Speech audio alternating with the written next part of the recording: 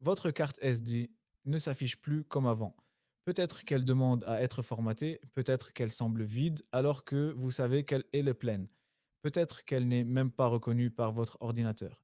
Avant de paniquer, voici la bonne nouvelle. Dans la plupart des cas, vos données ne sont pas réellement perdues. Voyons pourquoi cela arrive. Parfois, c'est une suppression ou un formatage accidentel.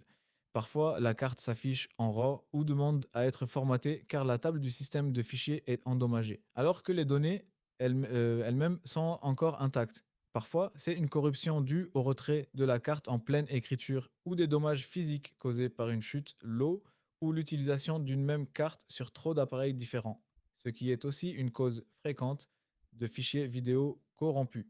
Et parfois, la carte semble simplement vide, affichant de l'espace utilisé mais aucun fichier visible, un signe classique d'un répertoire corrompu plutôt que d'une véritable perte de données. Vous remarquez le schéma? Dans presque tous les cas, les données ne sont pas effacées. C'est la carte d'accès qui est cassée ou cachée. C'est exactement ce que les logiciels de récupération sont conçus pour résoudre. C'est là qu'un outil comme Remo Recover entre en jeu. Il analyse les supports de stockage, y compris les cartes SD, et restaure l'accès aux fichiers que votre ordinateur ne peut plus voir. Voici les étapes à suivre. Étape 1. Connectez la carte à votre ordinateur à l'aide d'un lecteur de cartes et évitez d'y écrire de nouvelles données. Étape 2. Lancez Remo Recover et sélectionnez la carte SD dans la liste des disques détectés. Étape 3. Effectuez les analyses normales et approfondies pour récupérer en toute sécurité les données de votre carte SD. Étape 4. Prévisualisez les fichiers récupérables pour confirmer qu'ils sont intacts. Étape 5. Sélectionnez les fichiers dont vous avez besoin et restaurez-les sur un autre disque, jamais sur la carte d'origine. Le logiciel de récupération fonctionne en analysant les données brutes et en reconstituant les signatures des fichiers, même lorsque le système de fichiers est endommagé.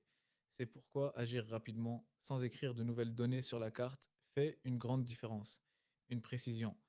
Pour les cartes physiquement endommagées, celles qui émettent un clic ou ne sont détectées par aucun appareil, un logiciel seul ne suffira pas. Il faudra alors faire appel à un service de récupération professionnel. Voyons maintenant comment éviter que cela ne se reproduise. Éjectez toujours la carte en toute sécurité.